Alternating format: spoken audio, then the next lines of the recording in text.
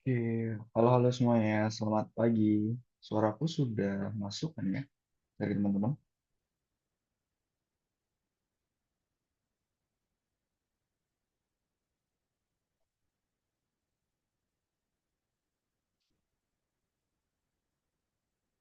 Oke, selamat pagi semuanya. Jadi balik lagi bersama aku ya di sini, Cakil Akbar, SM Moderator kalian di acara webinar series yaitu untuk mengunci peluang beasiswa SISGP. Nah, oke, untuk hari ini di tanggal 21 Februari ya, ini adalah webinar chapter ketiga atau webinar series yang terakhir ya dari webinar series yang berjudul untuk mengunci peluang beasiswa dari scholarship di Sweden gitu. Nah, untuk chapter yang terakhir ini kita akan membawakan tema yang mungkin teman-teman juga udah tahu ya dari judulnya. Tadi sempat lewat di backdrop yaitu Surviving Winter in Sweden, Student Life dengan pembicara kita yaitu Kak Agung Widianto selaku awardee dari SISGP di Sweden. Gitu. Nah, mungkin aku mau cek ombak dulu ya teman-teman. Ini kan di sini ada sekitar 24 ya, 24 peserta. Oh iya, lumayan ya, gitu kan.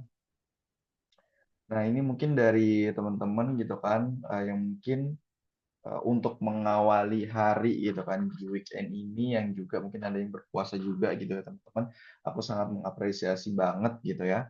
Karena mungkin di tengah-tengah puasa ini juga teman-teman masih menyempatkan waktu gitu kan yang berpuasa untuk mendengarkan dari webinar series gitu kan chapter yang terakhir yaitu Surviving Winter in Sweden as Student Life gitu. Nah, mungkin sebelum kita masuk gitu kan ya, mungkin kita akan sapa-sapa dulu nih dari Kak Agung untuk pembicara kita. Apakah sudah hadir dari Kak Agung? Halo, selamat pagi. Saya sudah hadir. Salam kenal Oke, semuanya. pagi Kak Agung. Oke, mungkin dari Kak Agung boleh untuk on cam ya Kak ya. Oke, sebentar. Oke, gimana nih kabarnya Kak Agung? Baik-baik, gimana teman-teman semua? Puasa hari keberapa ini berarti ya? Ketiga atau keempat? Hmm. Iya, ini berarti puasa ke hari ketiga ya. Oke, kita mungkin dari Kak Agung, kita mungkin tanya-tanya sebentar ya sebelum kita masuk materi. Oke, Kak Agung juga udah baik ya kabarnya. Oke, mungkin kesibukan dari Kak Agung nih akhir-akhir ini apa ada apa aja Kak? Ya, biasa kerjaan di Jakarta, kadang ke Manado. Jadi ada beberapa pekerjaan yang saya lakukan setelah lulus karena saya profesinya konsultan kebijakan. Jadi ya bikin-bikin peraturan dan sebagainya. Begitu, teman-teman. Sama ngurusin NGO aja di Kebumen. Namanya Panjer School. Gitu. Oke, aku lumayan sibuk ya Kak akhir-akhir ini ya Kak. Tapi tuh udah Ya, begitu. sibuknya tuh emang di awal tahun atau mungkin pertengahan tahun atau mungkin akhir tahun aku mungkin emang sepanjang tahun nih selalu sibuk gitu. Ya, sepanjang tahun. Jadi hampir Oke, susah untuk cari hari libur ya. sibuk sekali ya si konsultan ini ya. Nah, mungkin kita udah cukup lumayan ini ya untuk intermezzonya, jadi mungkin tanpa berlama-lama lagi dan Kak Agung juga sudah siap ya Kak ya untuk penyampaian materinya. Oke, Ya, mungkin waktu dan layar aku persilakan kepada Kak. baik. Assalamualaikum warahmatullahi wabarakatuh. Selamat pagi, teman-teman sekalian. Pada kesempatan pagi ini, saya mendapatkan kehormatan dari salah satu teman terbaik saya, Mas Mujia, untuk membagikan pengalaman saya terkait dengan studi di Swedia, khususnya bagaimana kehidupan di Swedia gitu ya, ketika saya menjadi mahasiswa di 2012 sampai dengan 2020. Ketika 2020 itu COVID menimpa di dunia ini, kira gitu ya. Jadi sebelum saya mulai, barangkali saya ingin tanya dulu ke berapa lama saya boleh paparan?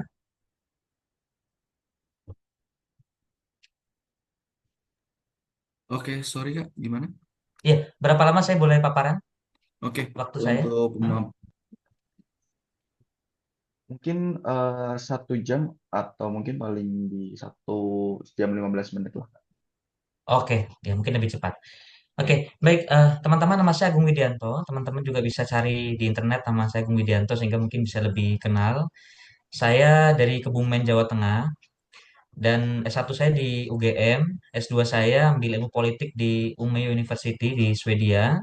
Jadi 2018 saya mendapatkan dulu namanya beasiswanya SISS gitu ya, Swedish Institute Study Scholarship gitu ya. Sekarang diganti atau diubah namanya SIS GP gitu tulisannya. Nah, tahun 2018 itu dari Indonesia itu sekitar 15 orang yang mendapatkan ini.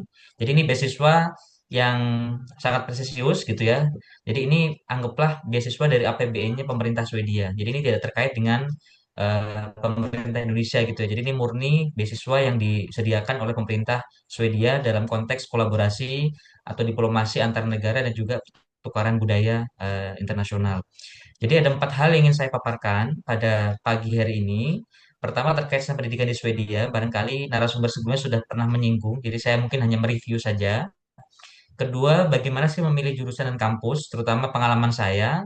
Ketiga, bagaimana membidik beasiswanya. Dan terakhir, saya akan cerita soal pengalaman hidup di Swedia. Jadi saya sudah siapkan beberapa foto saya selama 2 tahun di Swedia sebagai gambaran teman-teman bagaimana negara-negara di Eropa Utara, terutama di Swedia ini, mahasiswanya itu bertahan dalam suasana musim dingin gitu ya, yang cukup lama, terutama di daerah-daerah Kutub Utara atau daerah-daerah Nordik seperti itu. Yang pertama, barangkali ini sudah dijelaskan atau belum saya tidak tahu, tapi pada poin utamanya semua pendidikan di Swedia itu gratis gitu ya. Hampir semuanya gratis, meskipun ada beberapa sekolah swasta itu pun pendidikannya itu dibiayai oleh negara, kira-kira gitu. Jadi anak usia 6 tahun itu wajib untuk mengenyam pendidikan di Swedia. Karena memang pendidikan itu salah satu pilar utama dalam pembangunan di Swedia. Jadi setiap orang di Swedia itu punya hak atau kebebasan untuk memilih sekolah apa yang mau mereka pilih, programnya apa, termasuk mereka ini ingin fokus di bidang apa. Tapi dalam konteks ini sesuai dengan kerangka kurikulum nasional.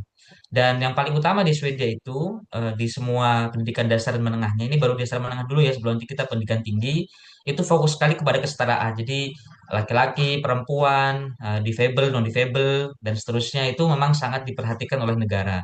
Jadi ini kira-kira jenjang pendidikan di Swedia, mulai dari preschool gitu ya, jadi 1 sampai 5 tahun, ini gratis gitu ya. Jadi memang hampir semua anak di Swedia yang usia sekian 1 sampai 5 tahun itu akan mengenyam preschool atau full sekolah.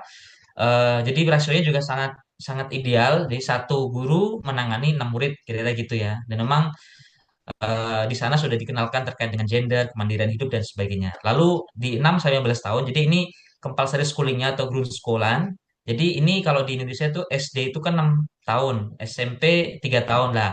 Grundskolan di Swedia itu digabung. Jadi SD SMP itu kira-kira 9 tahun gitu kira-kira. Jadi ini yang kemudian dibagi gitu ya dari mulai log studied, melan studied sampai dengan nanti ada full studied. Jadi kira-kira nanti ketika kelas 9 itu nanti kan ada semacam ujian nasional kira-kira gitu. Itu nanti nilai itu yang akan menentukan apakah seorang yang berusia tadi atau lulusan kelas 9 SMP ini itu mau kemana? Apakah nanti akan ke gimnasium atau ke ke ke, ke pendidikan yang lain kira-kira gitu. Jadi nanti di gimnasium ini kita tidak ada ujian lagi tapi menggunakan nilai yang dari jenjang kelas 9 tadi. Lalu masuk ke gimnasium, kalau kita sebut SMA-nya lah kira-kira gitu. Ini 16 sampai 19 tahun. Jadi rata-rata atau kira 87% lulusan di Swedia yang dari Grundskolan tadi, yang 6-15 tahun itu dia akan lanjut ke gimnasium, lanjut ke SMA atau SMK.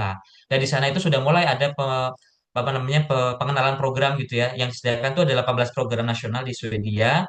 Jadi ada 6 yang memang nanti fokusnya untuk ke pendidikan tinggi. Intinya ini SMA-nya lah kira-kira gitu ya. Nah, 12 ini SMK-nya lah kira-kira. Jadi 18 materi ini yang dikenalkan di Swedia sehingga ketika dia sudah lulus SMA atau gimnasium, maka lulusannya itu sudah bisa menetapkan hati apakah akan kuliah atau akan tadi fokus kepada vokasional kira-kira gitu. Ini terkait pendidikan dasar dan menengah di Swedia yang cukup berbeda dibanding di Indonesia. Kemudian kita fokus ke kebijakannya. Jadi memang kalau kita masih punya undang-undang tahun 2003 gitu ya terkait dengan sistem pendidikan nasional, di Swedia itu reformasinya itu mulai 2011 gitu kan. Ini yang kemudian tentang terkait dengan sistem penilaian itu juga diperbaharui di tahun 2011 menggunakan skala A sampai F lah gitu ya. Kalau Kalau di jenjang tadi itu mulainya di tahun ke-6 gitu, itu dimulai dikasih nilai A sampai F kira-kira gitu. Lalu yang paling penting, guru-guru di Swedia itu tersertifikasi profesional gitu ya. Jadi semuanya itu permanen sebagai pendidik dan gajinya tuh tinggi gitu ya. Terutama guru prasekolah atau di preschool tadi yang menangani 1 sampai 5 tahun. Jadi kalau di Indonesia itu kan agak berbeda ya. Guru yang PAUD itu gajinya itu lebih rendah dibanding guru SD, lebih rendah lagi guru SMP dan sebagainya. Tapi kalau di Swedia itu semakin awal jenjang pendidikannya itu semakin tinggi dan semakin rumit untuk bisa masuk kepada profesi tersebut gitu ya. Jadi ada beberapa aktor penting dalam pendidikan di Swedia, mulai dari tadi Kementerian Pendidikan dan Risetnya, ini kebijakannya dia yang pegang, lalu ada pengawasannya itu berbeda lagi gitu. Kalau di Indonesia itu kan inspektoratnya jadi satu kementerian, kalau ini berbeda lagi ada namanya Swedish Schools Inspectorate gitu. Jadi ini pengawas sekolahnya itu beda sendiri lembaga. Lalu ada namanya National Agency for Education gitu ya. Jadi ada Skolverket ini tugasnya tadi memberikan informasi, mengenalkan sekolah-sekolah gitu ya, termasuk bagaimana donatur-donatur dari luar negara itu memberikan pendanaan publik lah kira-kira gitu. Termasuk kita juga punya satu lembaga di Swedia namanya National Agency for Special Needs Education and Schools. Ini fokus untuk bagaimana siswa-siswa yang memang memiliki disabilitas itu bisa mendapatkan kesempatan yang sama di tempat yang sama seperti sekolah pada umumnya. Ini perbedaan yang cukup mencolok dibanding di Indonesia. Lalu kita fokus kepada karakteristik di pendidikan tingginya. Ini kita menggunakan sistem Bolonya, di mana kita ada perbedaan gitu ya. Kalau di Indonesia namanya KKNI lah gitu ya. KKNI ini yang kemudian kerangka kualifikasi nasional Indonesia itu kalau di Swedia namanya itu kita sebut tuh namanya SIQF gitulah, Swedish Qualification Framework gitu kira-kira. Lah di sini memang kita menggunakan sistem yang berlaku di Eropa, IQF gitu kan, di mana ada 8 tingkat kira-kira kualifikasinya. Kalau dulu kan bolonya cuma 3, kalau di sini kita akan menggunakan 8 tingkat kira-kira. Jadi yang tinggi ini adalah tingkat dari 6 sampai dengan tingkat 8. Jadi ini sarjana, master, doktoral ini 6 sampai dengan 8. Jadi ini kita sudah menyesuaikan dengan standar di Eropa pada umumnya gitu kan. Nah, ini karakteristik di pendidikan tinggi di Swedia. Gitu. Jadi setelah tadi lulus dari gimnasium atau SMA atau setara dengan SMA tadi, itu nanti akan ada jenjang namanya bachelor gitu atau satu kalau di tempat kita. Ini 180 ECTS atau kira-kira 3 tahun gitu kan. Jadi tidak ada ujian lagi tapi menggunakan nilai dari gimnasiumnya tadi gitu ya. Terutama kalau sudah milih yang memang untuk persiapan untuk kuliah di selama SMA-nya ya dia akan kuliah. Tapi kalau yang vokasi tentu pendidikan tingginya akan beda gitu kan. Jadi ada sekolah yang berbeda atau perguruan tinggi yang berbeda yang memang fokus untuk vokasi di Swedia. Jadi ini ada beberapa kualifikasi, jadi ada kredit eksamen dan sebagainya. Lalu setelah S1 di Swedia, tadi ini nomor KKNI-nya nomor 6 gitu ya. Jadi SIQF-nya nomor 6, ini yang nomor 7-nya, standarnya atau levelnya adalah yang master. Jadi ini minimalnya itu adalah 180 kredit gitu ya untuk bisa diterima. Jadi minimal udah 3 tahun S1 baru bisa masuk ke jenjang master gitu lah. Master ini ada dua jenis, ada yang 60 European Credit Transfer System atau 60 SKS lah kalau bahasa kita walaupun nggak sama persis ya SKS dengan CTS. Itu setahun cukup gitu. Jadi ininya magister examen atau kalau misalnya mau lebih lama ada yang 120 CTS gitu kan. Jadi 2 tahun. Ini master examen. Jadi dua-duanya baik itu magister maupun master itu sama-sama ada di level master dalam pendidikan tinggi di Swedia. Lalu setelah selesai itu bisa kalau yang memang ingin jadi seorang ilmuwan, jadi sebenarnya kalau di Swedia sudah S1 cukup gitu ya untuk bisa mendapatkan kesempatan karir profesional gitu ya, bekerja apapun gitu di Swedia sesuai dengan minat dan passionnya dia. Tapi kalau memang dia butuh kemampuan lebih, biasanya akan ambil master gitu ya. Jadi yang ambil master tuh akan lebih sedikit dibanding ambil bachelor. Lebih sedikit lagi ketika memang mahasiswa itu ambil doktoral. Karena memang doktoral itu kalau di Swedia itu fokusnya adalah menjadi ilmuwan gitu ya. Jadi beda dibanding di Indonesia, doktoral itu passionnya tidak semua jadi ilmuwan gitu ya. Jadi beberapa pejabat misalnya atau praktisi dia ambil doktoral itu memang tidak dalam rangka ilmuwan tapi memang dalam rangka memperdalam bidangnya dalam profesi yang dia tekuni. Jadi kalau di Swedia ya kalau doktoral otomatis dia akan mengajar kira-kira gitu ya di kampus gitu ya. Beberapa menjadi praktis tapi kebanyakan adalah ilmuwan gitu ya di bidangnya masing-masing. Nah, ini syaratnya ketika sudah S2 yang setahun 60 ECTS atau S2 2 tahun 120 ECTS ini dia punya kesempatan untuk diterima di program doktoral. Nah, doktoral ini di Swedia hampir seluruhnya itu adalah paid position atau faculty position, artinya ini pegawai kampus, pekerja kampus, karyawan kampus, sehingga tidak ada lowongan atau pembukaan seperti di Indonesia. Jadi melamar di kampus atau di perguruan tinggi itu kita beasiswa misalnya gitu ya. Itu lowongannya itu tergantung kebutuhan dari kampusnya. Kalau kampusnya butuh dua ya kita bersaing dua melawan sekian ratus kandidat seluruh dunia kira-kira gitu ya. Itu untuk studi dan memang fokus untuk riset gitu ya. Kan tugas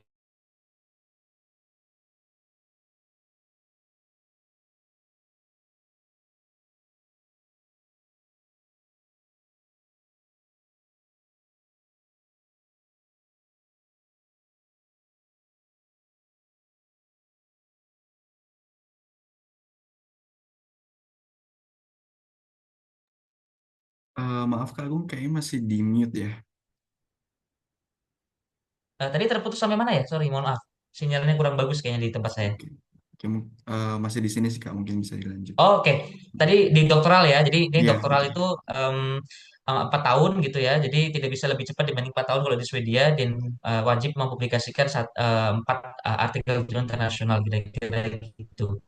Jadi semua perguruan tinggi di Swedia itu seluruhnya itu nyaris negeri gitu ya di Swedia. Jadi nggak ada perguruan tinggi yang tanda kutip itu diaraktirkan. Kalau di Indonesia kan ada 3 ribuan perguruan tinggi, jadi ada perbedaan negeri dan swasta gitu. Tapi kalau di Swedia itu semua diakui dan tunduk pada undang-undang yang sama kira-kira gitu. Dan semuanya setara. Dan yang paling menarik di Swedia itu pendidikan tinggi tidak mengenal GPA gitu kan. Jadi tidak ada nilai IPK-nya berapa dan sebagainya. Jadi hanya ada apa namanya gagal lulus dengan apa distinction kita ada gitu dan memang tidak ada pemeringkatan jadi kalau di Swedia itu ada apa Webometrics menetapkan ranking itu sebenarnya ranking-ranking yang dibikin sendiri oleh institusi di luar Swedia jadi kalau di Swedia pemerintahnya tidak membuat perankingan gitu ya jadi yang terbaik itu eh, apa universitasnya itu tidak ada jadi semuanya setara. Hanya ada yang mana yang lebih tua, mana yang spesifikasinya lebih fokus kepada misalnya industri baja, mana yang fokus kepada lingkungan, itu memang ada karakteristik di masing-masing perguruan tinggi di Swedia. Lalu yang kedua, saya ingin fokus ke bagaimana memilih program studi gitu ya. Jadi karena tadi semua kampus di Swedia itu setara di mata negara ya, di mata pemerintah Swedia, ini kalau yang membuat ranking-rankingan berbeda itu kan ada institusi di luar Swedia gitu ya. Sehingga kira-kira ada kira-kira 75 perguruan tinggi yang ada di Swedia termasuk apa namanya? Colleges di Swedia gitu kan. Jadi semua institusi ini rankingnya itu ranking yang terbaik lah di dunia kira-kira gitu. Jadi teman-teman tidak perlu memikirkan nanti kalau saya kuliahnya itu harus di Uppsala atau harus di Stockholm gitu kan. Karena di Swedia tidak mengenal soal kayak di Indonesia itu lulusan kampus tertentu itu dianggap lebih superior misalnya gitu. Kalau di Swedia tidak mengenal itu sebenarnya, tapi lebih dihargai dia punya spesialisasi apa gitu kan. Dan dia tidak ada semacam bias kampus lah gitu kan. Jadi ego kampus tuh hampir saya tidak pernah temukan selama saya 2 tahun di Swedia.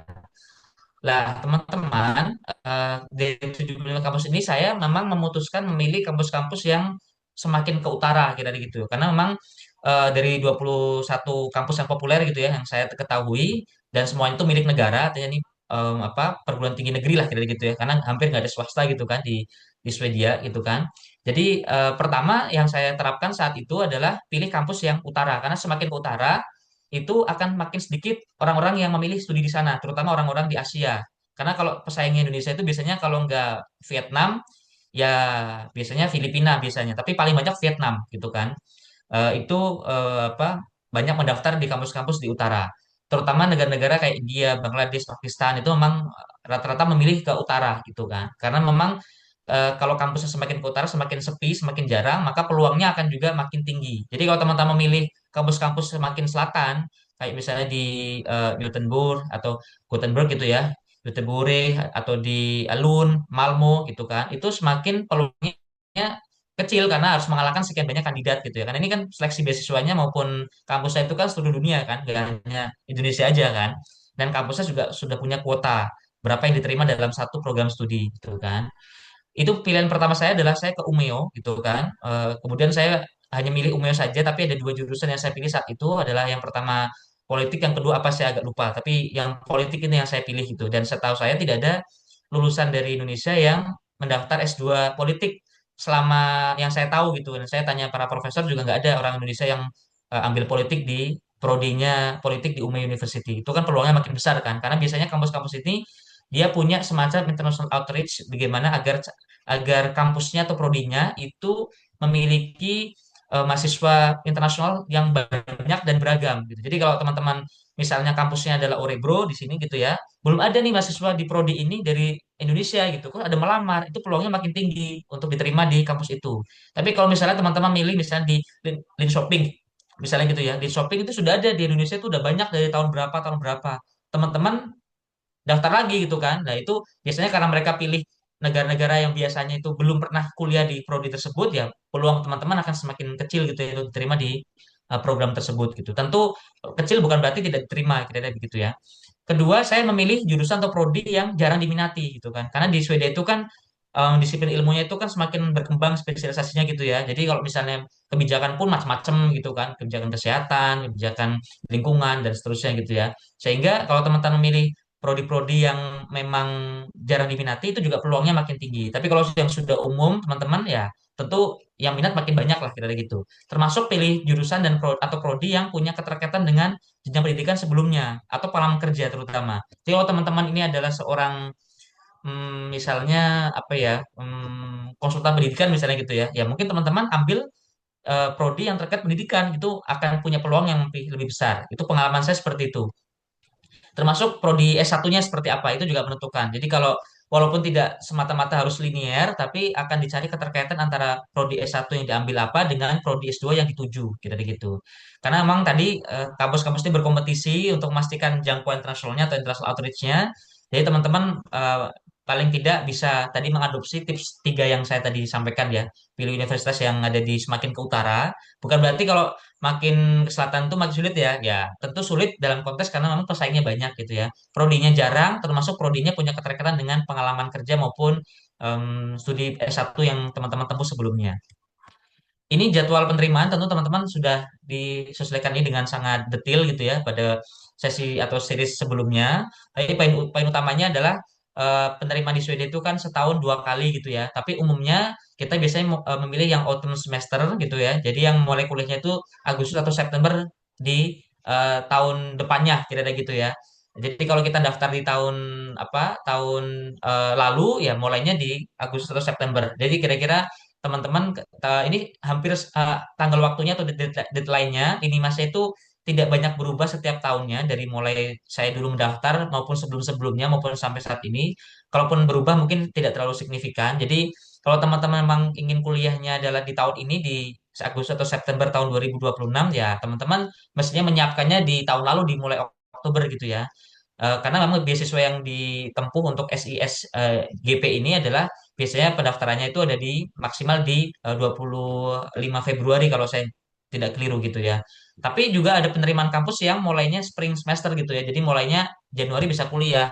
Tapi kalau dalam hal teman-teman mulai studi Januari ya otomatis melamar beasiswanya apa namanya tidak ketemu kan karena biasanya akan punya kesamaan atau kecocokan jadwal adalah ketika teman-teman daftar di maksimal 15 Januari untuk kampusnya, Februari itu untuk beasiswanya, maka teman-teman masih punya kesempatan untuk mengurus proses keberangkatan untuk mulai kuliah di Agustus atau September tahun tahun tersebut, kira-kira begitu.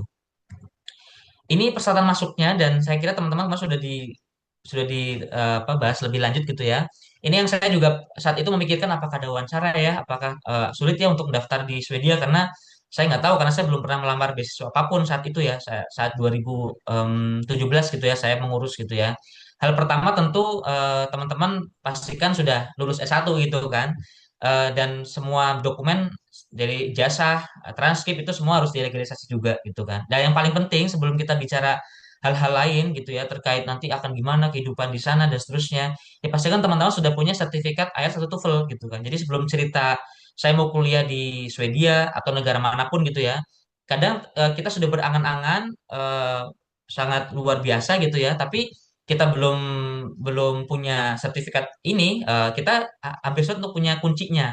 Karena banyak teman yang minta bantuan saya ketika dia bilang, saya mau mendaftar tahun ini gitu kan. Ya, saya tanya, sudah ada sertifikat IELTS atau TOEFL belum? Belum ya. Bikin dulu baru kita bisa cerita mau kuliah apa, jurusannya apa, di mana, itu kita baru bisa cerita gitu kira-kira. Ini juga ini pembuka kunci penting sekali gitu ya, karena memang di Swedia itu 70% bahasa pengantarnya bahasa Inggris, karena hampir semua orang Swedia itu bahasa keduanya adalah bahasa Inggris gitu ya. Jadi teman-teman tidak perlu khawatir, walaupun dalam beberapa kasus di beberapa kelas itu 20%-nya itu memang menggunakan bahasa Swedia. Tentu ketika kita mendaftar beasiswa SISGP ini, itu akan punya kesempatan untuk mendapatkan kursus gratis bahasa Swedia dari Folk Universitet gitu. Jadi kayak lembaga bahasa di masing-masing kota lah kira-kira begitu.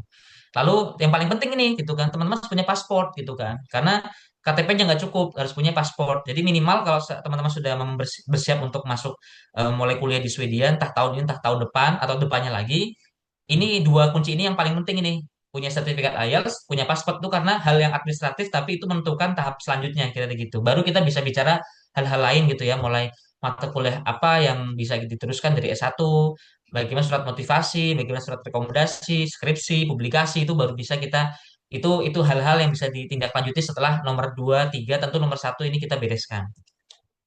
Jadi teman-teman barangkali sudah pernah ditunjukkan, mungkin dikasih tutorialnya gitu ya. Saya tidak akan bahas lebih lanjut, tapi semua program di Swedia itu menyatu atau terintegrasi dalam University Admission. Jadi University Admission ini ya kalau dulu satu website di Indonesia dikelola untuk semua pendaftaran kampus lah gitu ya. Tapi sekarang kan kampus-kampus buka sendiri. Kalau di Swedia enggak. Jadi kalau mau mendaftar di kampus tertentu, ya semuanya harus satu pintu kira-kira begitu. Jadi semesternya, kursusnya, programnya semua ada di situ dari mulai bachelor maupun master. Kenapa tidak doktor? Tadi doktoral adalah position, faculty position, sehingga tidak dibuka untuk tanda kutip umum, tapi masing-masing kampus mereka punya kebijakan internal masing-masing, sehingga vacant positionnya itu dibuka di masing-masing perguruan tinggi untuk doktoral ya. Tapi kalau bachelor, master itu semua menyatu di dalam universityadmission.si ini. Lalu saya masuk ke bagian ketiga, ini terkait beasiswa Swedish Institute atau SI ini. Jadi Swedish Institute itu kan lembaga, mungkin sudah diterangkan gitu ya, ini lembaganya pemerintah Swedia. Ini hanya untuk S2 penuh waktu. Negaranya setahu saya ada 33 termasuk Indonesia. Memang setiap tahun bisa berubah jumlah negara sasarannya. Memang tujuannya ini tadi untuk memiliki apa namanya dukungan profesional global gitu ya. Jadi memang alumni-alumni itu tersebar di berbagai negara. Dan ini tanda kutip menjadi kepanjangan tangan pemerintah Swedia ke depan dalam konteks untuk meningkatkan kepemimpinan maupun pembangunan secara global gitu, karena Swedia ini negara yang sangat SDGs banget lah kira-kira gitu, sehingga setelah pulang harapannya memang orang-orang yang lulusan beasiswa Swedia ini dia bisa mengabdi ke masyarakatnya, ke negaranya, sesuai dengan tadi profesi atau karir yang dia dimiliki kira-kira gitu. Jadi memang ini kemitraan jangka panjang, bidangnya banyak banyak banget gitu ya, dari mulai pemerintahan, kesehatan publik, kewirausahaan, inovasi, STEM gitu ya. Dan manfaatnya teman-teman barangkali sudah sangat paham di websitenya maupun diterangkan oleh narasumber sebelumnya gitu kan. Dulu masih 10.000 apa tunjangan bulanannya. Jadi kita sudah kuliah gratis. Kemudian biaya kuliahnya langsung ditransfer ke perguruan tinggi setiap semester. Kita nggak usah mikirin apa bayar ke kampusnya, karena sudah urusannya antara beasiswa Swedianya, antara SI dengan kampusnya. Kita nggak perlu mikirin itu. Kemudian kita hanya terima uang bulanan saja yang kita kelola. Jadi uang bulanannya dulu 10.000, pertama 9.000 semester pertama, kemudian ada perubahan kebijakan jadi 10.000. Jadi kalau sekarang mungkin 16 jutaan lah gitu ya. Kalau sekarang udah naik 12 juta, ini hampir 18 jutaan kalau saya nggak keliru. Apa terakhir ya, tapi kalau saya cek lagi karena ini kurs rupiah dan dolar itu berubah-ubah terus, kira-kira kalau 12.000 ini mungkin sekarang hampir 21 juta lah ini kan. Ini sudah dipotong pajak ya. Jadi teman-teman terimanya sudah dipotong oleh sertifikat gitu ya. Jadi teman-teman sudah terima bersih, lalu teman-teman berangkatnya pulangnya sudah dapat tunjangan yang diberikan di awal keberangkatan. Ini kira-kira kalau sekarang 26 jutaan kalau saya nggak keliru kursnya.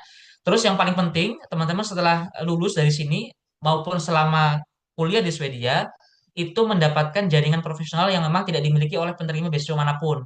Mau itu LPDP, mau itu beasiswa dari NGO atau beasiswa dari manapun yang hanya diterima oleh lulusan atau penerima Swedish Institute ini, yaitu namanya Network for Global Professionals ini gitu kan. Karena memang setelah lulus pun kemarin tahun lalu saya dapat kesempatan untuk menghadiri Nobel Prize Teacher Summit gitu ya. Jadi masih punya kesempatan untuk datang lagi ke Swedia karena jaringannya adalah jaringan SI ini gitu. Jadi memang ini sangat eksklusif dan teman-teman akan merasakan ketika memang sudah mendapatkan ini, ketika berhubungan dengan pemerintah lokal pun di Swedia pun itu akan diperhatikan karena memang ini penerima beasiswa dari pemerintah Swedia langsung gitu ya, bukan pemerintah luar gitu ya. Itu akan punya prestis yang lebih lebih lebih lebih tinggi dibanding mahasiswa lain yang bukan penerima beasiswa SISGP. Ini jadwalnya mungkin teman-teman sudah mengikuti di narasumber sebelumnya maupun di websitenya SISGP gitu kan. Intinya kita masih punya beberapa hari lagi untuk pendaftarannya ini selesai. Biasanya teman-teman kalau sudah daftar kampusnya dengan nomor registrasi itu, maka teman-teman akan tinggal menginput di beasiswa SISGP-nya. Kemudian nanti pengumuman Universitas 26 Maret, maka pengumumannya kira-kira di bulan April ada pengumuman. Kalau diterima di kampusnya, maka peluang diterima beasiswanya juga akan besar, kira-kira begitu. Ini kriteria teman-teman sudah barangkali kemarin sudah mengetahui gitu kan. Teman-teman harus punya paspor ya untuk membuktikan teman-teman warga negara Indonesia. Sudah pernah bekerja, entah mungkin kerja paruh waktu, mungkin magang, mungkin ikut NGO, mungkin ikut praktek, mungkin ngasisteni dosen, mungkin kerja paruh waktu apa gitu, apapun lah yang kira-kira itu bisa di kuantifikasi sebagai jam jam pengalaman kerja, maka teman-teman ini minimal 3.000 jam kira-kira gitu ya. Jadi 3.000 jam ini untuk bukti bahwa teman-teman memang punya pengalaman. Jadi kalau teman-teman tidak punya pengalaman cukup 3.000 jam, entah selama kuliah atau mungkin sebelum kuliah, di luar kuliah atau tidak, maka akan sulit untuk diterima beasiswanya karena memang beasiswa ini diperuntukkan untuk yang memang punya pengalaman kerja. Dan sebagainya kita punya 430-an program, dipilih aja kampusnya terserah mau di mana. Dan rekomendasi tokoh ini bukan yang harus penting ya, mungkin kepala daerah atau siapa. Tapi rekomendasi tokoh ini adalah orang yang memang eh, disarankan adalah orang yang pernah teman-teman ketahui bekerja bersama teman-teman, mungkin dulu atasannya, mungkin orang yang dulu pernah teman-teman bantu dan sebagainya. Ini cukup dua rekomendasi. Ini linknya teman-teman sudah tahu. Sekarang saya mau cerita yang poin utama saya terkait dengan surviving winters in Sweden. Ini pengalaman saya, mungkin dikit lagi. Jadi ini hal yang bagi saya sangat mengubah hidup saya karena memang saya tidak pernah bermimpi kuliah di Swedia. Jadi Mbak Titi yang narasumber pertama itu eh, pertama kali ngemail ke saya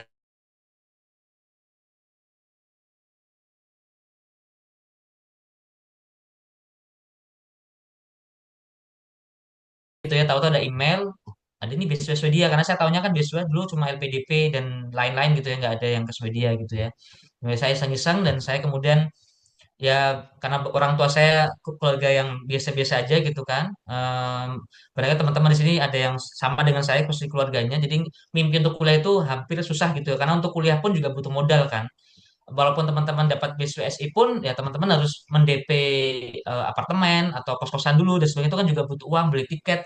Ya, semua biaya kedatangan pun kan harus di-reimburse kan, artinya teman-teman talangin dulu nanti akan diganti setelah datang di Swedia kira-kira gitu. Jadi ini saya juga beruntung punya beberapa teman di Swedia, orang Swedia asli gitu ya. Jadi kemudian saya datang di tahun 2018 di bulan Agustus, saat itu belum pernah saya datang sendirian. Kalau ke beberapa negara pernah, tapi kalau ke Swedia sendirian itu belum pernah sama sekali. Jadi saya kampusnya ini Stockholm, ibu kota Swedia. Lah kampus saya ini di sebelah sini di Umeå gitu. Jadi Umeå itu kota ya mirip-mirip kayak kayak Solo atau Jogja lah kita gitu. Jadi nggak terlalu ramai penduduknya. Karena satu Swedia itu kan cuma sekitar 10 jutaan penduduknya, gitu kan. Nah, Swedia itu punya beberapa kota lah, kota yang cukup jarang ditempati, tapi juga kota budaya dan memang banyak jadi tujuan orang-orang Jerman, Perancis gitu ya untuk punya pengalaman pertukaran pelajar itu adalah Umeå. Jadi saya milih di Umeå gitu kan. Ini perbatasan juga dengan Finlandia dan itu salah satu hal yang saya pilih saat itu karena memang Umeå itu kota yang orang Indonesia sangat sedikit sehingga paling enggak saya akan jarang ketemu orang Indonesia, punya kesempatan untuk belajar lebih banyak bahasa Swedianya di sana, budayanya, termasuk itu bisa melihat aurora. Jadi yang saya lihat dulu tuh auroranya. Karena kalau di semakin selatan tuh kan auroranya akan semakin sedikit peluang untuk terlihatnya. Tapi kalau semakin ke utara kan aurora borealisnya akan semakin kelihatan. Termasuk bisa menikmati musim dingin yang memang full gitu ya. Arti full itu panjang gitu ya. Jadi lebih dari 4 atau 6 bulan kira-kira gitu. Itu pilihan saya. Jadi saya tuh datang dari Kebumen ke Jogja sampai di Swedia, dijemput oleh taksi yang dipesankan oleh teman saya gitu kan. Terus saya naik kereta karena naik pesawat tuh kan sekitar 1 jam lah gitu ya dari Stockholm ke Umeå. Jadi kayak dari Jogja ke Jakarta lah kira-kira kalau naik pesawat gitu ya. Jadi saya naik kereta SJ, ini keretanya Swedia. Jadi KAI-nya namanya SJ, ini kereta lintas eh, kota di Swedia. Jadi saya berhenti di Umeå gitu kan. Ini pertama kalinya saya datang ke Umeå. Ya, ini semua di Swedia hampir hampir cashless, jadi semua lewat aplikasi. Jadi pesan tiket, pesan apapun tuh biasanya lewat aplikasi. Transaksi pun pakai kartu lah. Dan saya juga belum punya rekening kan, karena BSW-nya kan belum turun, belum bikin rekening bank saat itu kan. Jadi baru datang, baru setelah itu lapor ke kantor Dukcapilnya. Kalau Dukcapil sama perpajakan Swedia itu jadi satu kantor gitu, namanya Skatteverket gitu ya. Jadi setelah di sana saya menerima yang namanya apa namanya semacam kartu gitu ya, kartu izin tinggal kira jadi bukan permit tapi kayak KTP-nya Swedia, tinggal selama 5 tahun kira gitu di sana, walaupun permitnya setiap tahun diperpanjang karena saya belum punya permanen resident permitnya di Swedia. Ini pertama kali saya datang 2012, masih musim panas saat itu.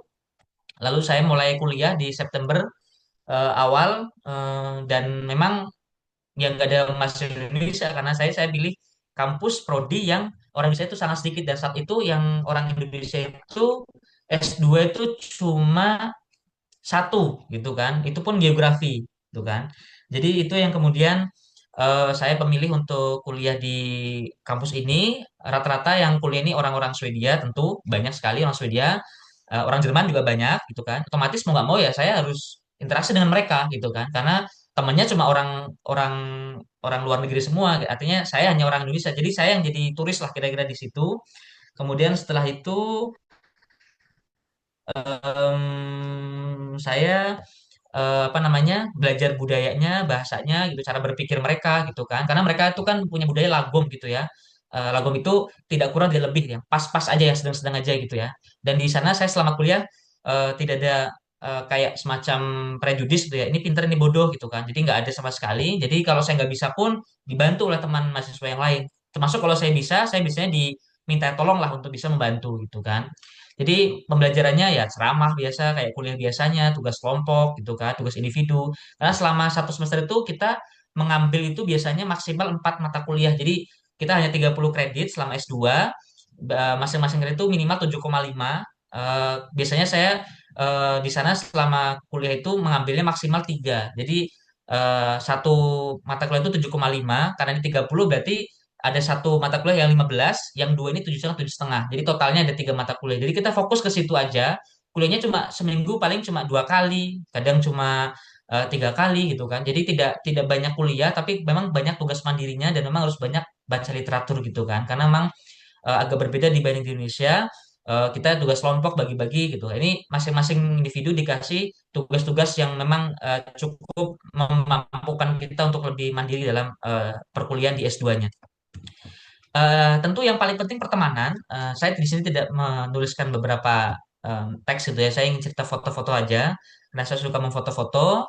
Tentu kuliah itu kan cuma 1 sampai 3 kali pertemuan. Ini kalau yang sosial ya. Kalau yang eksakta mungkin lebih banyak karena akan ada kegiatan di laboratorium misalnya. Lah, tentu teman-teman saya selain teman-teman S2 yang memang masih masih internasional gitu ya, termasuk penerima-penerima beasiswa.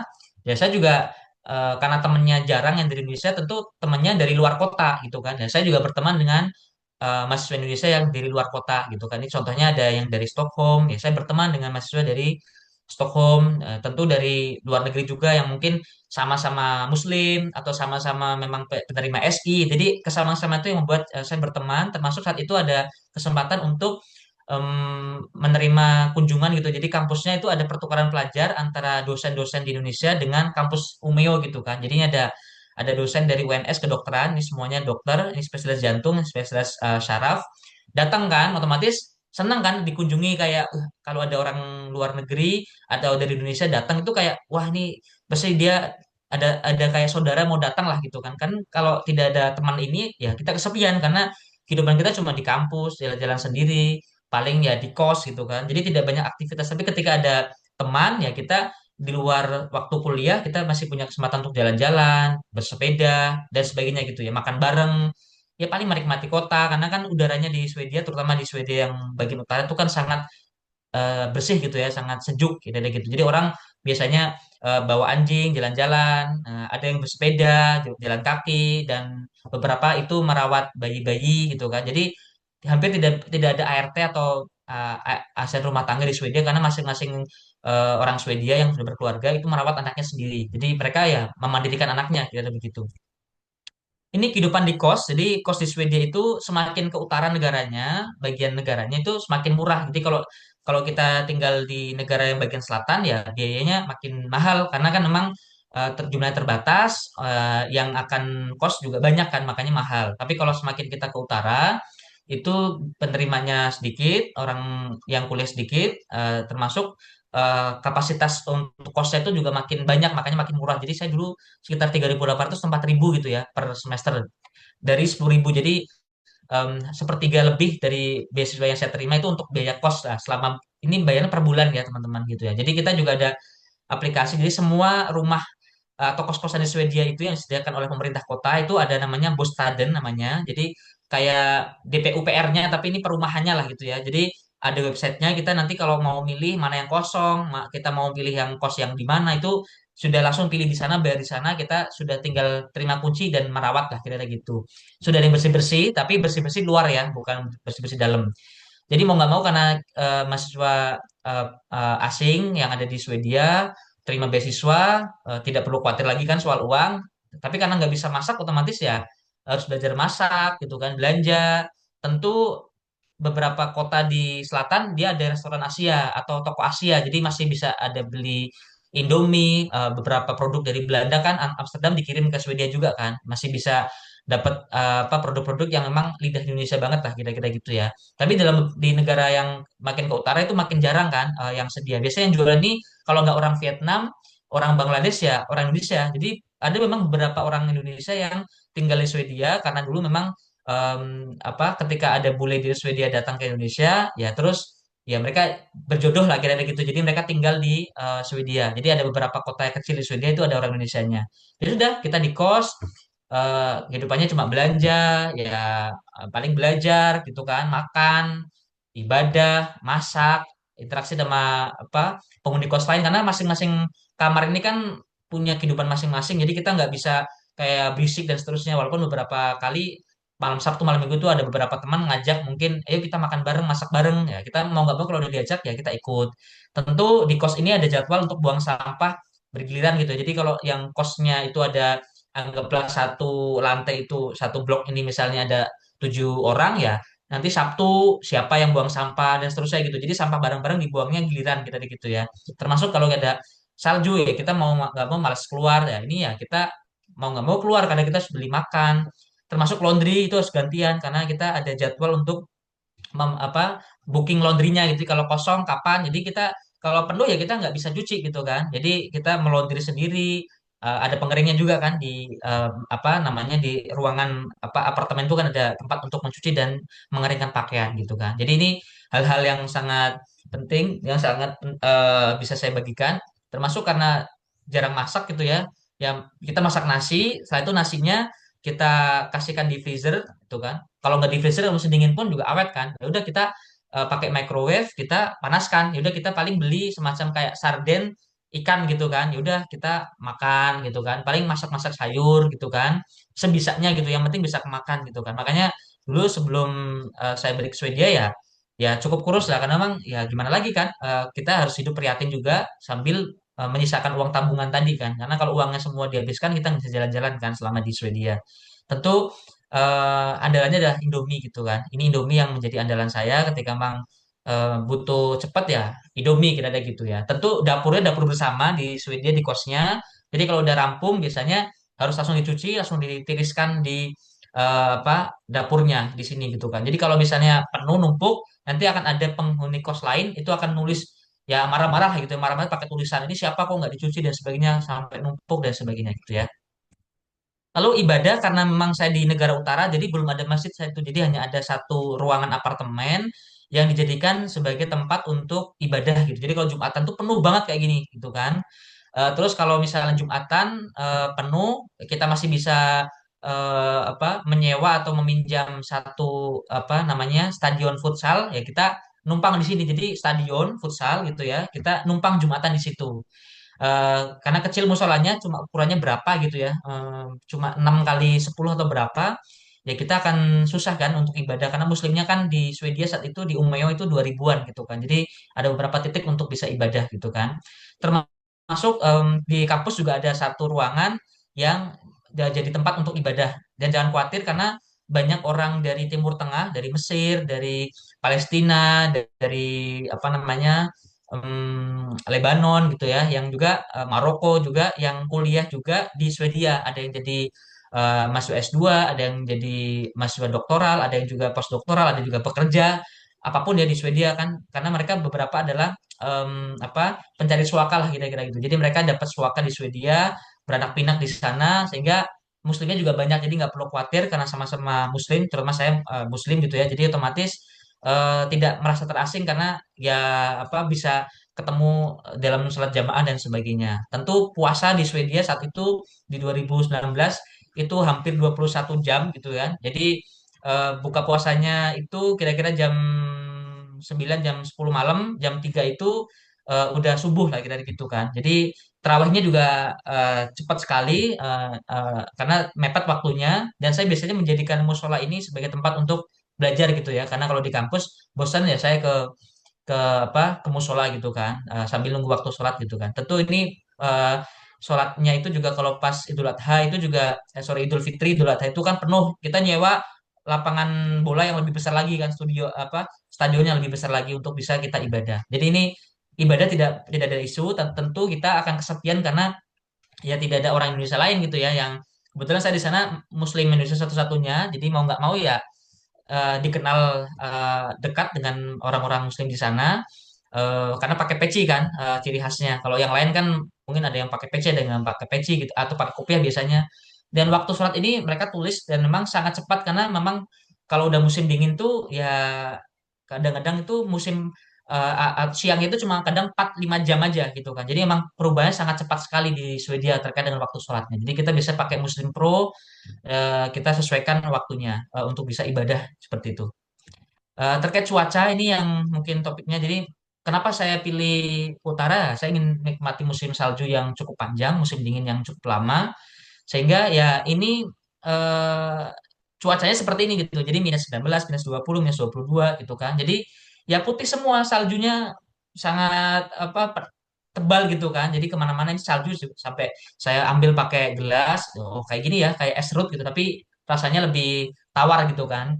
Jadi memang suhunya yang tertera seperti tapi aslinya lebih dingin dibanding ini. Jadi terasa seperti ini yang ditulis ya. Kadang sampai pernah itu kayaknya 30-an derajat lah, minus 30 derajat yang saya pernah dalami. Jadi sudah di kos, sudah ada penghangat, itu pun masih panas sekali gitu, masih panas, masih dingin sekali di dalam ruangan gitu kan. Ya itu yang dinginnya sampai dia menusuk tulang. Mau nggak mau karena ini kita harus kuliah, nggak bisa daring gitu kan. Ya dari kampus ke kos itu sekitar 15 menit jalan kaki. Jadi biasa jalan kaki, jaketnya tebal sekali gitu kan. Saya juga masih simpen jaketnya sampai hari ini. Saya bawa pulang ke Indonesia. Jaket hitam ini menemani saya kan selama di Swedia. Dan ketika salju ini nggak terlalu dingin, tapi setelah salju maka akan sangat dingin karena memang anginnya gitu kan. Yang bikin dingin kan anginnya gitu kan.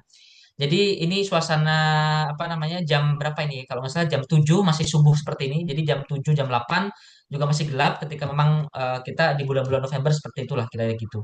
Nah teman-teman ya biasa ya kan karena kita musim dingin tetap harus ke kampus, tetap harus masak, tetap harus kuliah. Ya hiburan kita hanya salju gitu kan, jalan-jalan kemana salju, bikin-bikin mainan dan seterusnya gitu kan. Dan mungkin bagi beberapa orang ini hal yang membosankan ya. Bagi saya tuh menyenangkan karena itu ya kita kuliah di Swedia terutama yang utara ya cirinya salju kan. Kalau semakin ke selatan itu saljunya makin sebentar gitu ya. Teman-teman akan menikmati salju itu cuma paling berapa bulan aja. Yang ada paling cuma turun salju, mencair jadi es. Atau teman-teman hanya anginnya aja kan, angin salju dan sebagainya gitu kan. Dan ini suasana cuacanya dan saya tetap bertahan di sana. Mandi tetap ada air hangat ya karena ada namanya itu district heating gitu. Jadi setiap kamar itu di rumah-rumah kos Swedia itu sudah ada air panasnya yang dari pembangkit listrik tenaga sampah yang ada di Swedia. Jadi kita nggak perlu khawatir tetap bisa mandi airnya hangat gitu kan. Tentu karena musimnya musim dingin, dulu saya sempat mohon maaf ya ini kulitnya lebih cerah dibanding sekarang gitu kan karena memang ya bersih juga kan dulu kan berangkatnya nggak terlalu bersih kulitnya kan karena sering panas-panasan gitu ya kulitnya makin bersih makin cerah gitu kan dan tentu orang-orang Swedia ketika musim dingin ya eh, jarang mandi juga lah saya sebagai orang yang biasa mandi ya tiap hari mandi lah paling nggak sekali sehari gitu kan jadi biasa gitu kan kita menikmati musim dingin sampai terutama ketika yang paling epic itu ketika hujan saljunya turun gitu malam-malam itu kan wah itu sangat syahdu gitu kan sepi ini suasana saya lagi pulang kampus jam 10 malam kan karena perpustakaan tuh tutup jam 10 malam di Swedia jadi ya sudah saya menikmati jalan-jalan gitu kan malam-malam gitu kan dan relatif kriminalitas di Swedia itu sangat rendah dibanding di Indonesia kira-kira begitu. Tentu waktu luang saya juga manfaatkan gitu kan. Tidak cuma ya kuliah, kampus, kos gitu kan. Terus ya paling musim dingin salju gitu kan. Ya tentu saya jalan-jalan ke pusat kota, kan ada event-event di kota, ya saya datengin naik bis kan gitu kan. Keliling-keliling gitu kan. Tentu ada satu hal yang saat itu saya juga belajar orang Swedia itu sangat tidak suka difoto. Jadi kalau kita mengambil foto di ruang privat tanpa izin atau ada orang keberatan itu kita bisa dilaporin polisi gitu kan. Maka ya ambil fotonya diem-diem paling memfoto bangunan nggak kalau ada orang keberatan kita harus hapus kira-kira gitu ya tentu ini ada kunjungan dari wakil wali kota Jogja sama ketua DPD kota Jogja karena ada kerjasama antara kota Jogja dengan kota Umeå saat itu ya saya kayak ditetangin saudara kan datang bawa jajan bawa Indomie pop mie gitu kan jadi mendampingi rombongan dari Jogja datang ke Umeå jalan-jalan gitu kan naik sepeda main bowling ya kalau bosen makanan masakan sendiri ya saya beli kebab gitu kan. Ini kebabnya yang jualan biasanya orang Turki dan biasanya halal gitu ya. Kan biasanya kan ada sensitivitas halal haram gitu ya. Biasanya kalau ini ada beberapa restoran atau eh, apa kafe atau toko yang memang hanya jual makan-makanan yang memang tadi dari penyembelihannya dari apa penyembelihan yang halal lah gitu. Jadi sembelih secara Islami lah kira gitu kan. Ini kalau yang nggak khawatir ini ya bisa makan apa aja kan gitu di situ. Dan ini kebab andalan saya tentu kalau satu kali makan kebab 70 kronor tuh nggak habis ya saya simpen di freezer nanti kalau mau ini tinggal diangetin lagi lah kira gitu kan jadi karena beasiswanya itu juga lumayan saat itu ya saya kadang menggunakan waktu untuk seminggu sekali malam minggu biasanya apalagi setelah beasiswa itu cair itu untuk makan enak lah jadi nyari nyari buffet di mana nyari buffet tah buffet gitu kan kayak nanti apa apa namanya all you can eat lah gitu ya yang 150 kronor lah gitu jadi hampir 300 ribuan lah gitu lebih untuk makan enak lah kira-kira jadi saya ngambil makan enak karena ini nggak boleh dibungkus ya saya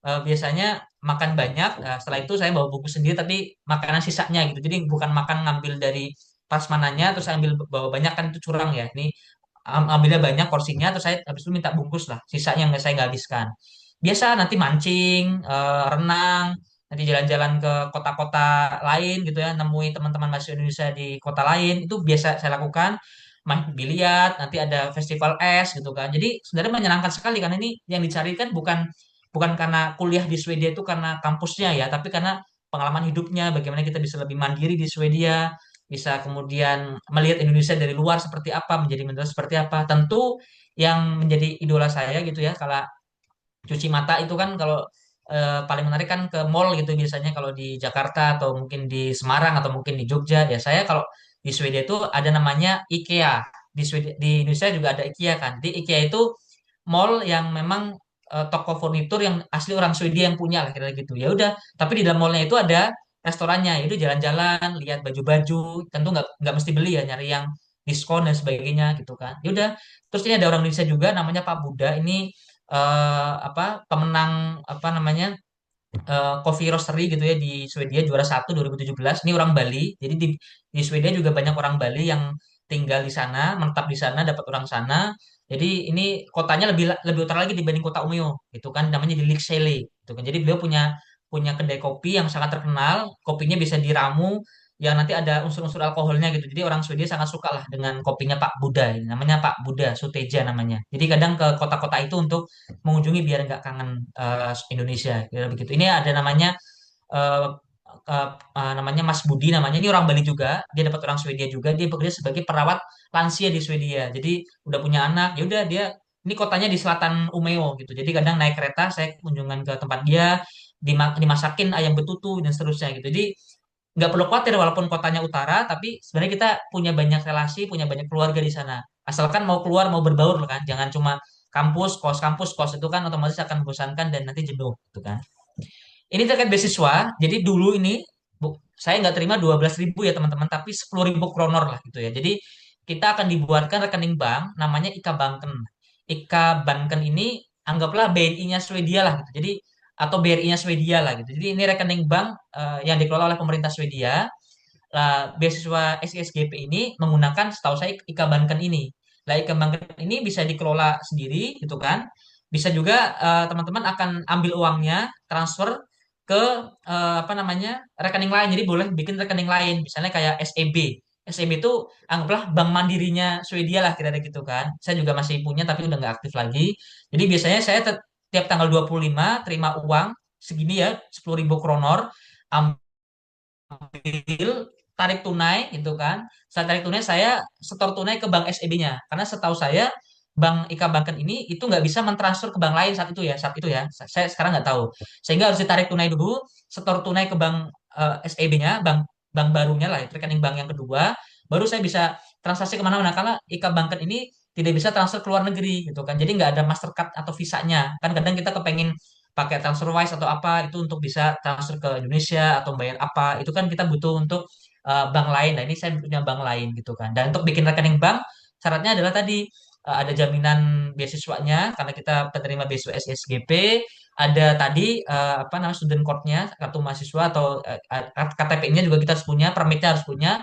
Lalu dari sertifikat ini itu akan di cross check oleh pihak banknya gitu kan. Lalu kita diterbitkanlah satu buku, bukan buku rekening ya, tapi kayak semacam kartu, semuanya udah terhubung jadi satu gitu kan. Nah ini uang 10.000 kronor kira-kira segini jumlahnya gitu kan. Ini saya setor tunai biasanya di pusat kota, dan ini karena beasiswa itu tidak cuma untuk orang Indonesia, tentu ini dulu ini Mas Mujia dulu ya pertama kali ke Swedia, kita ketemu kumpul jadi satu yang sama-sama orang Indonesia, kita ketemu yang sama-sama beasiswa penerima beasiswa SISGP tapi tinggal di kota itu, ini juga ada pertemuan sendiri gitu kan. Ini juga ini direktur beasiswa SISGP dulu, ya udah kita jalan-jalan apa namanya dengan teman-teman penerima beasiswa, terus kita juga kadang setelah bisa beasiswa cair, biaya kos, biaya internet, biaya apa namanya untuk makan gitu ya. Jadi kita udah plotting-plotting kan gitu kan. Termasuk kita bisa punya tabungan gitu ya untuk bisa makan-makan lah dan sebagainya. Jadi masih bisa nabung dari 10.000 ini. Saya dulu nabung kalau nggak salah 3.000-an kronor lah gitu ya, sampai 4.000 kronor lah. Jadi bisa nabung. Kalau teman-teman hidupnya lebih hemat, lebih bisa nabung lagi, apalagi kalau tidak bawa keluarga. Karena beberapa penerima beasiswa SGP dari luar Indonesia itu dia bawa keluarga, saya juga bingung mereka bisa ngaturnya gimana gitu kan. Tentu di sisi lain kita masih punya kesempatan untuk bisa mendapatkan peluang kerja misalnya kayak jadi waiters misalnya dan sebagainya. Tentu selama saya di Swedia ada PPI lah gitu ya, jadi saya dulu bukan koordinator pusat PPI Swedianya tapi ketua PPI untuk Swedia Utara, jadi kota-kota utara itu ada koordinatornya, saya jadi koordinator di PPI Swedia Utara lah kira gitu. Jadi tetap tetap ada pemilu 2019, tetap ikut pemilu yang pakai pos gitu ya, kita kirim. Jadi nyoblosnya lebih awal, terus kita masih bisa ketemu Pak Duta Besar, ini orang Jogja ya, namanya Pak Bagas Hapsoro, sekarang udah ganti. Kita masih bisa pertemuan, kita masih bisa, saya ikut komunitas Muslim di Swedia, jadi kayak takmir lah gitu, takmir musolanya atau masjidnya, ngelola. Sekarang udah punya masjid sendiri di Umeå. Saya ikut salah satu NGO di Swedia namanya Plan Internasional Sweri gitu kan. Jadi kadang ikut pertemuan di sana, ikut apa organisasi yang namanya SINFJL gitu kan, SINFGL Umeå gitu. Jadi masing-masing kota itu kan ada ada komunitas penerima beasiswa SGP-nya per kota lah. Itu di kota Umeå ada sendiri lah. Saya ikut di sana, terus mulai bikin program. Jadi pengembangan kompetensinya, pengembangan dirinya juga sangat dikembangkan selain juga kuliah dan juga pengalaman hidup lah, kira-kira gitu. Ini yang paling menarik teman-teman, karena bertahan di negara yang dingin, dekat sekali dengan kutub utara, itu ada di lingkar Arktik gitu ya. Sehingga ya hampir setiap malam kalau cuacanya nggak mendung dan tidak berangin terlalu kencang dan memang musim dingin ya akan lihat aurora seperti ini gitu kan. Ini kameranya nggak terlalu bagus ya, saya numpang kameranya orang gitu. Kalau kamera HP nggak mesti semuanya dapat. Dan kita akan ada aplikasi namanya Aurora Forecaster kalau nggak salah gitu ya. Nah, itu nanti kalau yang hijau berarti belum ada aurora. Kalau merah berarti ini, wah ini auroranya itu peluangnya akan muncul nih, itu kan. Nah, kita ada beberapa titik di Umeå. Jadi Umeå itu juga salah satu titik di mana teman-teman dari kota-kota di selatan itu akan nyari di Umeå atau di Luleå atau yang utara lagi namanya kota Kiruna di sana itu untuk bisa mendapatkan pengalaman melihat aurora borealis secara langsung gitu. Karena ini memang aurora itu nggak hijau, dia cahayanya putih tapi menari-nari di atas langit lah kira gitu, bukan atas langit, di bawah langit gitu ya. Jadi memang kadang kita cuma buka jendela kos udah bisa lihat gitu ya, apa aurora borealis ini, karena memang kita di lingkar Arktik sehingga peluang untuk melihat aurora borealis itu sangat sangat tinggi gitu kan. Jadi ini ya suasana di danau di kampus saya, telaganya di kampus saya, sehingga auroranya juga sangat kelihatan, bintang-bintang juga luar biasa. Kadang orang datang ke Danau Nidala namanya titik di satu titik di sana ya untuk melihat aurora gitu kan. Jadi memang ada beberapa orang yang memang kuliah di kampus Umeå itu selain memang kuliah juga untuk menikmati hidup di eh, anggaplah di negara kutub lah kita begitu. Karena kan Swedia Utara kan negara kutub kan karena memang sangat dekat dengan kutub utara. Tetap ada wisuda. Jadi tahun pertama saya ambil yang 2 kali S2 tanda kutip. Jadi ambil master eksamen tesis, lalu ambil master eksamen tesis lagi tadi gitu. Jadi saya punya kesempatan dua kali wisuda. Wisuda pertama saya 2019 itu ya langsung karena belum ada COVID kan. Jadi kan di Swedia itu wisuda itu hanya seremonial, jadi tidak ada kayak toga, baju apa itu nggak ada. Jadi ada yang cuma pakai kaos wisudanya, ada yang pakai jas, ada yang pakai gaun, ada yang dan macam-macam gitu ya. Jadi wisuda ini nggak ada kaitan dengan teman-teman sudah ujian atau nggak ujian. Jadi kalau memang teman-teman sudah selesai 60 kredit gitu kan, walaupun belum keluar ijazahnya kan, ijazah itu kan dikeluarkan setelah teman-teman selesai ujian, nanti ada yudisiumnya lah gitu, dicek dulu lah ya di apa bagian kemahasiswaan, baru teman-teman bisa dapat ijazahnya. Ijazahnya pun semuanya elektronik ya, nggak ada fisiknya itu nggak ada gitu kan.